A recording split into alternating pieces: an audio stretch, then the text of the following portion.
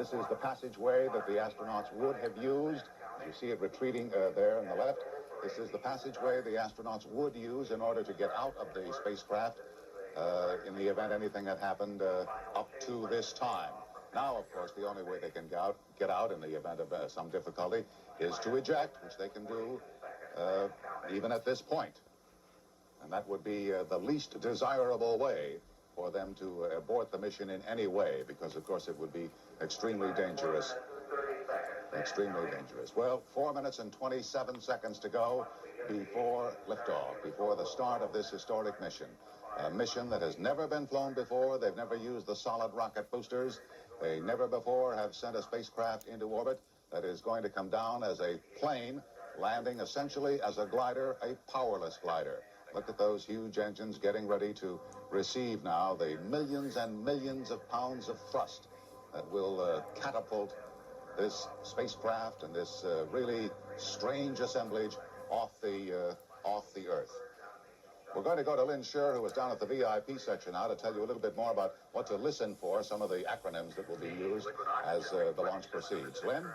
Yes, Frank, I am here at the VIP Center and right in the shadow of the VAB. That means I'm with some very important people in the shadow of the Vehicle Assembly Building. And it's easy to use these acronyms around here because sometimes it seems as if NASA is just one giant acronym. For example, here are some of the terms that everyone is going to be hearing in just a few minutes. First of all, there is SRB-SEP, and that's when the two solid rocket boosters will fall away. And then you'll hear MECO, which is main engine cutoff, just over 8 minutes into the flight. And then there's ET-SEP, when the external tank, emptied of its liquid fuel, is jettisoned. Two acronyms no one here wants to use or wants anyone to hear. RTLS, which is return to launch site, the most dangerous forced landing right here back at Kennedy Space Center. And AOA, abort once around. That's a forced landing after only one orbit around the Earth. But I must tell you, Frank, no one here at the VIP Center is saying anything in acronyms right now. All they're thinking about is the word liftoff. They started to cheer when the clock began again at 9 minutes. Everybody here anxiously hoping, waiting, watching. Back to you, Frank. The President's message that Jules mentioned a moment ago said, in part, you go forward this morning on a daring enterprise and you carry the hopes and prayers of all Americans with you. And astronaut John Young, the commander of the mission, replied, that's a right fine speech. We sure appreciate it. All right, we have 2 minutes and 17, 16, 15 seconds to go to launch. Jules and Gene? That's it, Frank. Looks good, huh? That's a commitment to go. Yeah. The White Room is back. The APUs, or auxiliary power units, have started, which power the flight surfaces and the controls.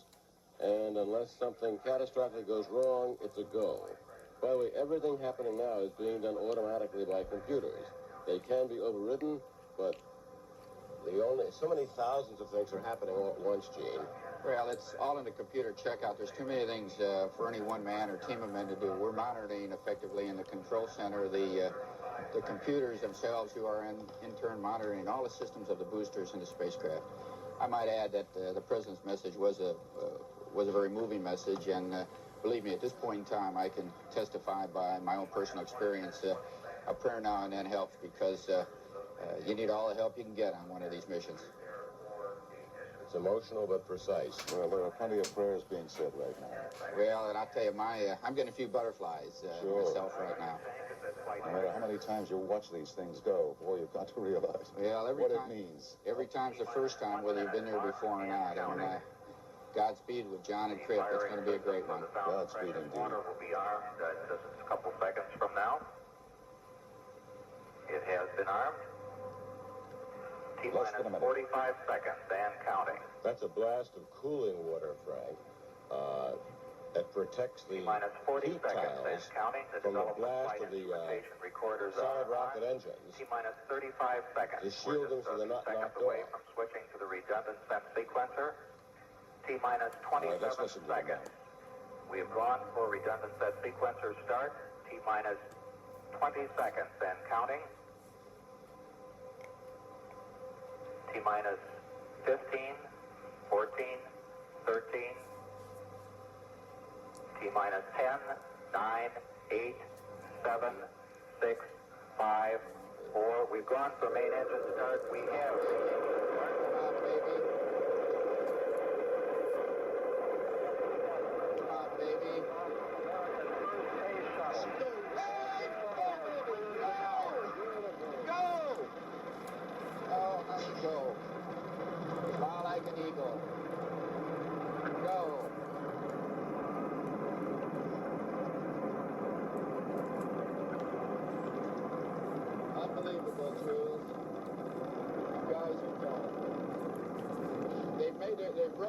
Jules, and they're on their back. Let's go get them over on their back. Roll over down.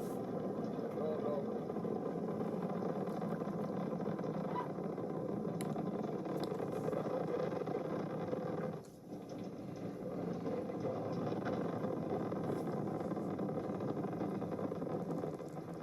Just arcing straight up into the sky.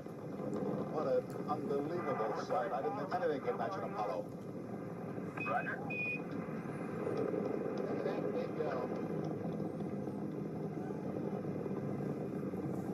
Trail of fumes you see is from those solid rocket boosters.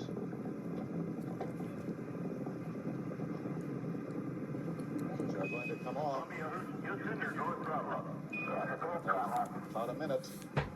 They're through the maximum aerodynamic pressure now to get back to 100%. They've actually throttled back a little bit to get through the maximum pressure on the vehicle, and now they've gone back to full throttle.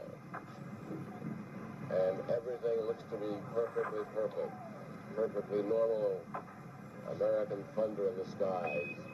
Roger, Columbia on a nice ride. You're lofting a little bit, so you'll probably be slightly high at staging. 1 minute 45 seconds coming up on go, no, go. Columbia, you're negative seat. Okay, there. So that call up says that Columbia, the altitude is too high for ejection seat use. Columbia, you're go for SRB step. All right, they're cleared to get rid of the SRBs. 2 minutes 4 seconds, standing by for SRB step confirmation. And too high to use ejection seats, but not even needing them. There it is. Roger on the step, Columbia. See with the full. Mark, 2 minutes 20 seconds, confirmed solid rocket booster step. Both of them are gone. Now they'll come down. Mark, 2 minutes 30 In the seconds. Atlantic.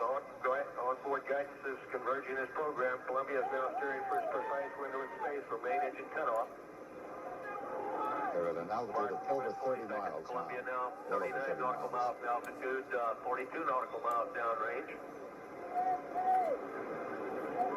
Mark, 2 minutes 50 seconds. Columbia, you're looking a little hot. All your calls will be a little early. Columbia All right. has 2 engine rotor. Be hot. A little faster than I thought. Roger. 3 minutes. Young and Crippen really moving out now. Velocity now reading 6,200 feet per second. And that's over 5,000 miles an hour already, Jules. Mark, 3 minutes 15 seconds. Columbia now 51 nautical miles in altitude, 66 nautical miles downrange. Velocity now reading 6,500 feet per second.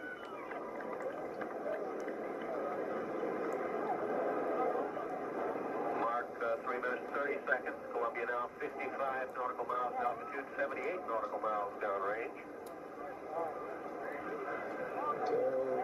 Mark, 3 minutes 40 seconds. Standing by for a return status check and mission control by Flight Director Neil Hutchinson. Columbia given a green to continue. Everything fine so far. The solid rocket boosters have fallen off. 3 minutes 55 seconds. Standing by for Press D'Amico, which says Columbia should lose 1 engine. Press stand by, Press D'Amico. Columbia continues flying forward. Coming up on negative return. 30 seconds, and if they'll be on their way. Mark, 4 minutes 8. Columbia stand by for negative return. Mark, negative return. They're not coming back here. Whew. Here is a view from a chase plane, one of the several chase planes that have been sent out to help track Columbia as it goes. Capcom, Brandon.